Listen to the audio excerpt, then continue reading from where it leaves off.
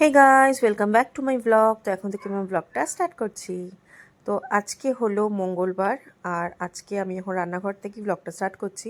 তো আজকে আমি রান্না করব হলো ভেজ আইটেম, কারণ আজকে মঙ্গলবার। তো আমি মঙ্গলবার দিন বজরংবলীর পুজো করি, তাই আজকে কিছুই রান্না করবো না সেরকম। আলু সিদ্ধ ভাত আর তার সাথে করেছি পটল ভাজা। ওটাই আমি ঘি দিয়ে খেয়ে নেবো, কারণ আজকে হাজব্যান্ড তো অফিসে আছে, ও রাতে খাবে।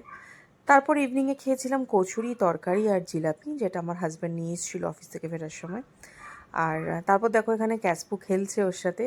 ও তো মানে সবসময় ছাড়া থাকে না, ওকে তো খাঁচার ভেতরে রাখি। আর যখন যখন আমরা ফ্রি থাকি, ফ্রি টাইমে ওকে ওপেন করি, কারণ এত দুষ্টু যে ওকে কন্ট্রোল করা যায় না। তারপর আমরা ডিসাইড করলাম যে আমরা একটুখানি মুভি দেখতে যাব আজকে, যদিও আমার মুভি দেখতে যাওয়ার কোনো ইচ্ছেই ছিল না। ব্যাড নিউজ বলে একটা মুভি আছে, ওই মুভিটা দেখতে যাব। আমার হাজব্যান্ড মুভি দেখতে ভীষণ ভালোবাসে। আমি খুব মানে সিলেক্টেড মুভি দেখতে পছন্দ করি, যেটা দেখি খুব ভালো রিভিউ, ওরকম দেখলে তখন যাই। মানে এরকম না যে মুভি হলেই আমি যাব। মানে আমার বর যে মুভি দেখতে ভীষণ ভালোবাসে, ও প্রত্যেক দিন বাড়িতে একটা করে রাত্রিবেলা মুভি দেখে, তারপর ঘুমায়। তো আমার মুভির ওরকম কোনো ইসে নেই যে মুভি দেখতেই হবে।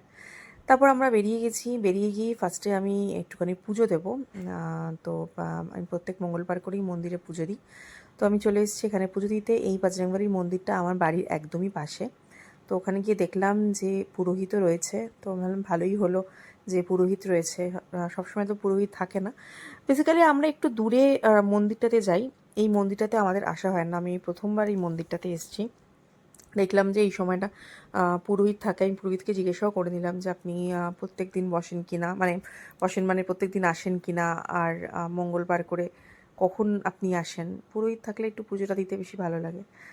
তো পুজো দিলাম। প্রসাদটা নিইনি, প্রসাদটা দিয়ে দিয়েছিলাম ওখানে। তো প্রসাদ দেওয়ার পর তারপর পুজো দেওয়া হয়ে গেছিলো। তারপর আমরা যাচ্ছিলাম সাউথ সিটি। তো আমরা ভেতর দিয়ে যাচ্ছিলাম, কারণ আমার হেলমেট পরতে ভালো লাগে না। তো এই ঢাকুরিয়া রেল গেটে দাঁড়িয়েছি। তাও চলে এসেছি সাউথ সিটিতে।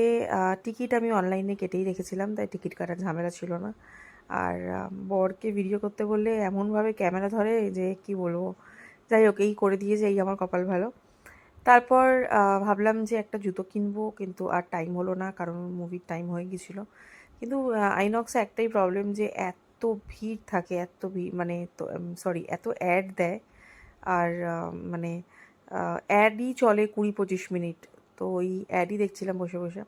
তো মুভি চলছিল, মুভিটা এত বাজে ছিল যে বলার মতো না। আমি একটু কর্ন কিনে নিয়ে আসলাম, বাটার কর্ন। এবার আরামসে বসে বসে রিল্যাক্স করে বাটার কর্ন খাচ্ছিলাম, আর মুভিটাকে ভালো লাগানোর চেষ্টা করছিলাম। কিন্তু কিছুতেই মুভিটা আমার ভালো লাগছিল না। ফটো তোলার জন্য আবার সামনের চেয়ারে গেছিলাম, গিয়ে বসেছিলাম যে ফটোটা তুলবো। দুটো ফটো পোস্ট করেছি এফবিতে। তারপর আবার চলে এসেছি পেছনে, কারণ পেছনে একদম ভালো ফটো আসছিল না।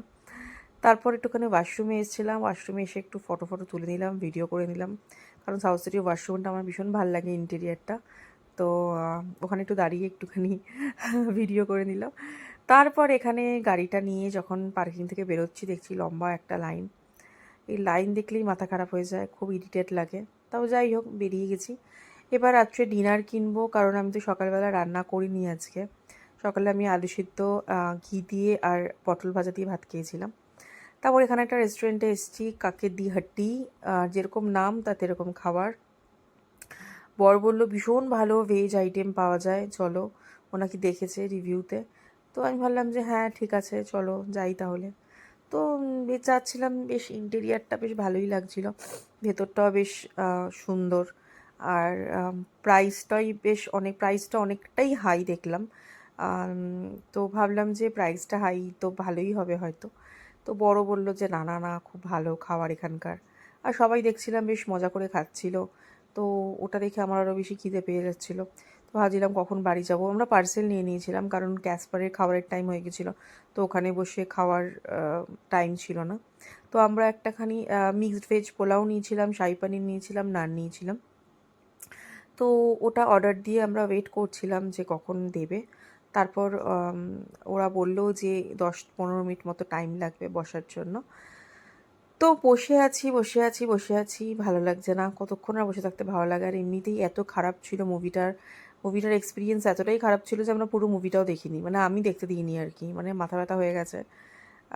তো ওয়েট করছি, ভেতরে ইন্টেরিয়ারটা দেখছি। ভেতরে ইন্টেরিয়ারটা বেশ সুন্দর ছিল, বেশ ছিমছাম, বেশ লোকজন খাচ্ছিল, একটা সফট অ্যাম্বিয়েন্স ছিল, ভাল লাগছিল ভেতরটা, বেশ বসে থাকতো ঠিকই লাগছিল।